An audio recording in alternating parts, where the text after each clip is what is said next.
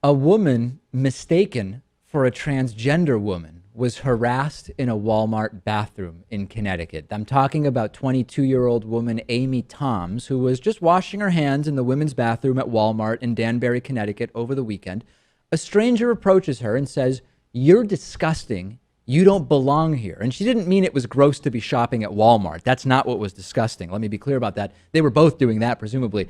After some confusing moments, Aimee Toms realized that the woman next to her thought, I guess because of her pixie haircut and baseball hat, that she was a transgender woman. Now, of course, many women have short hair because they like short hair, but in Aimee Toms' case, she had short hair because she recently, for the third time, donated her hair to a service that makes wigs for child cancer patients. So very specific reasons in this particular case. Not that it should matter, right, Lewis? Shouldn't matter. This is not the first type of story we've heard. No. This has been happening all over the country. People are increasingly, for some reason, afraid of transgender people in their bathrooms. But Dave, I have to say it, of course this happens at a Walmart, right? Yeah. Now, well, so Walmart has not officially taken a position on transgender bathroom usage yet. And Aimee Toms said she's not embarrassed about someone mistaking her for a man. She's just upset that these laws we've been seeing are emboldening people, right? And she said, I get it, the short hair, the baseball cap. I was wearing a plain blue T-shirt. She saw me from the back. But at the sake of sounding blunt, I'm not a flat-chested person. I've got something going on up there. But really her problem is that now people are emboldened to call out someone when they believe that they're in the, quote, wrong bathroom. This proves the controversy is not even warranted, right? People can't even seem to tell who's next to them in the bathroom. I bet this sort of thing will be happening way more often now that transgender women harassing little girls or whatever won't be happening, right? I mean, all the fears we were told we should have about this from the anti-trans community, none of that is happening. What we're actually getting is women like this saying, hey, there's a transgender woman. Let's get her out of here. Oh, turns out it's not, by the way. Yeah. The accosting and harassment. Yeah.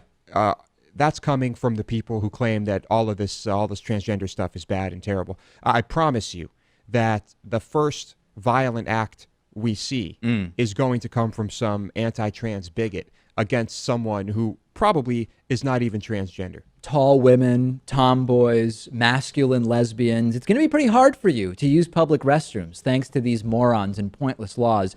And to be perfectly clear, Lewis, I see no real solution here other than a genital check at the bathroom and probably carrying your birth certificate with you and showing it to, we should have a bathroom officer at the door, actually, a TSA type system. They check your genitals and you also show a birth certificate, because otherwise we're going to really have a problem here. And how audacious do you have to be to even call someone out? Like, I won't mention, if I show up at a social event and there's a woman I think is pregnant, Lewis, unless the woman mentions it herself or someone else refers to the woman being pregnant, I'm not going to mention anything about the pregnancy, because I don't want to be that guy who asks a woman when the baby's due and she's not pregnant, right? I mean, that would really be horrible. Along the same lines, I can't imagine ever questioning whether someone in the men's room is a man, even if I wanted to, which I don't because I don't care. But let's say I did. The possibility that I'd be wrong, as this woman was in speaking to Aimee Toms, would be horrifying. You really have to be on your high horse to even have the audacity to do this. These bigots are just that certain that that the person they're looking at is whoever they think they are. I don't know, but yeah, you do need to. I understand being afraid of it. Many people are afraid of it. Many of those people would never do that. Still, they might call the police. But is this like me calling out someone who litters on my way home from the studio? No, you saw that person. Littering is an act, right? Right. You saw there was someone no littering. mistaking that. There's no mistaking that. If someone throws stuff on the ground, that is definitely an act. Gamefly is sort of like Netflix for video games. They have over 8,000 new and classic games for Xbox One, Xbox 360, PS4, PS3, Wii, and a bunch of other platforms. And you can play as many games as you want for one monthly fee.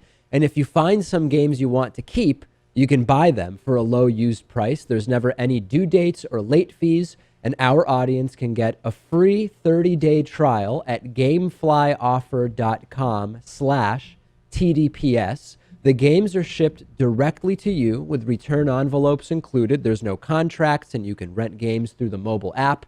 Get the free 30-day trial for the David Pakman Show audience and support our show by going to gameflyoffer.com/TDPS.